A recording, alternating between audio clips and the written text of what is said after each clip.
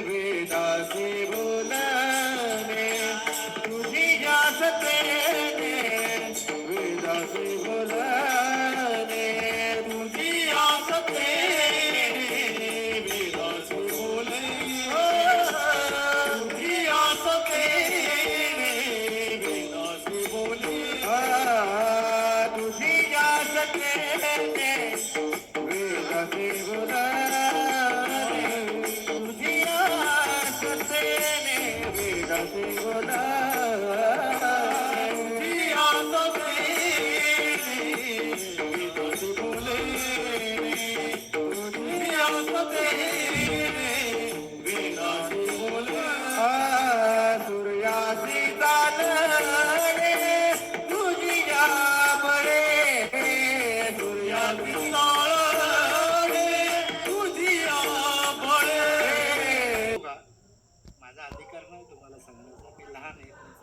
एक लहान मुलगा म्हणून मी बोलतोय, अधिकार म्हणून नाही. बरं,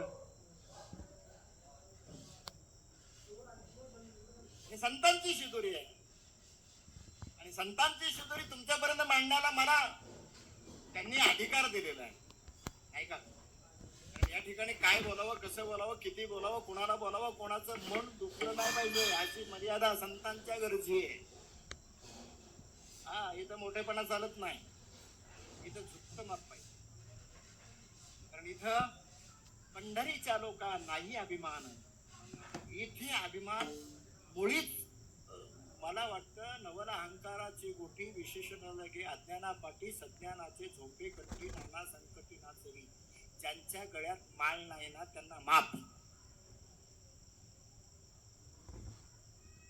याचं प्रमाण, ज्ञानेश्वरीचं प्रमाण तुम्हाला सांगतो. याच्यामध्ये असं दिलेलं आहे, नवल अहंकाराची गोठी विशेष. विशेष म्हणजे तुम्ही, बरं का, ज्याच्या गळ्यात माळ नाही.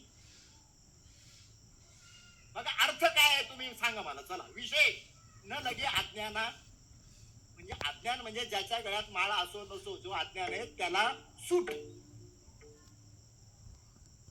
पण माप कोणाला नाही? ज्याच्या गळ्यात माळ आहे, ज्याच्या कपाळाला गंध आहे, जो कीर्तन करतो, जो प्रवचन करतो. विशेष न लगे अज्ञाना पाठी सज्ञानाचे झोंबे कंठी नाना संकटी नाचा. त्या ज्ञानाला, त्या ज्ञानी पुरुषाला कोण नाचवतं? कंठाला कोण झोंबतंय? मेलेल्या मांजराला, मेलेल्या उंदराला मांजर पकडत नाही. जे धावतंय, जे पळतंय, जे चलाखी करतंय, चलाखी दाखवतंय, त्याला ते मांजर टपलेलं आहे. तसं ज्याच्याकडे ज्ञान आहे, जो कीर्तनकार आहे, जो प्रवचनकार आहे, त्यांनी किती अहंकाराने भरावं नाही भरावं हे ज्याच्या ज्याच्या भारत असा भाग. ज्ञान होऊन जर अहंकार करत असेल तर तो साक्षात लक्ष्मी. सत्यभामेला किती त्रास झाला महाराज.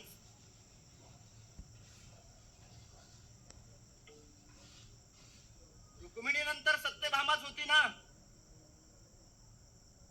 पण अभिमान झाला, शेवटी विरह झाला. मला अभिमानाचा विरह होतो. द्वारकेमध्ये असणार सगळं सोनं आणलं, तिचं तर तिचं घालवलंच तिने अहंकाराने. पण सगळ्या माता भगिनींच्या, म्हणजे त्या भगवान परमात्मा जेवढ्या त्यांच्या ज्या धर्मपत्नी होते त्यांचं सगळं सोनं आणलं तिच्या नादाला लागून. कोणाच्या? सत्यभामेच्या नाही, अहंकाराच्या. तिचा काय दोष? तिला अहंकार झाला त्याच्यामुळे ती फसली. मी अहंकाराबद्दल बोलतोय. आणि माऊली आली, हो नाही होत बोलले, तुला होत नाही. शेवटी सत्यभामा गेली. सांगितलं, नाही मला क्षमा कर, मी चुकले, माझ्या चुकीचं मला प्रायश्चित्त मिळालं, पण आता काय करू? हा प्राणनाथ निघून जाईल.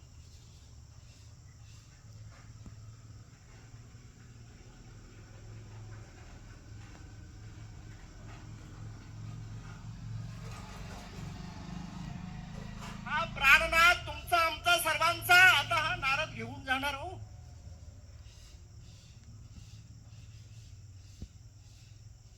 काय केलं आता रुक्मिणी?